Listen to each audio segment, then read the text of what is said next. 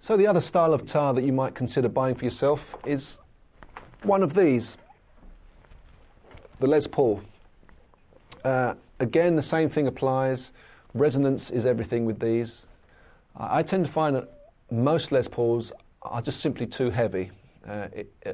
People show off about how heavy their Les Paul is. You know, it's really heavy, and I think it's a great thing. But those cool Les Pauls from the 50s and 60s, they were very, very light. This is an extremely light Les Paul, and it absolutely sings. I did have 3 Les Pauls.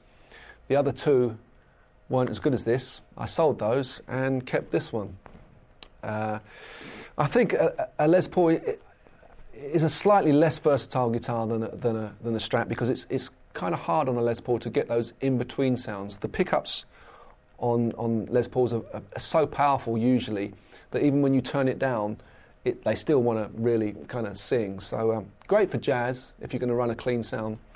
But I tend to find when I play a Les Paul, it kind of doesn't sound like me. It just sounds more like the guitar. But anyway, it's a very cool guitar. Again, just watch the weight if you're going to buy one, and if you're going to buy one of the Epiphone type of copies, they do compromise a lot on the wood, obviously, and the pickups.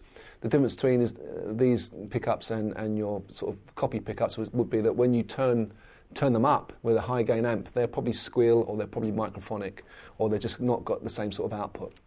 But these pickups are really cool, and this is a really good sounding Les Paul, which is why I kept it out of the 3. I rarely play it, but when I do play it, I know I've got, one to my armoury that is a good one. The other type of Gibson that I strongly recommend would be this baby here, the 335. These are really versatile guitars. You can use them for funk, jazz, rock. You can get a pretty convincing Les Paul sound out of it.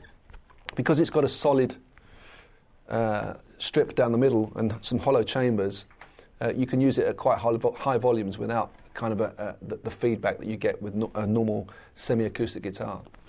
A very versatile guitar. I'd recommend one of these highly. The only thing that, for me, that just sort of gives it slightly less versatility is that it hasn't got a tremolo. But then again, why would you buy one of these and put a tremolo on it? You wouldn't.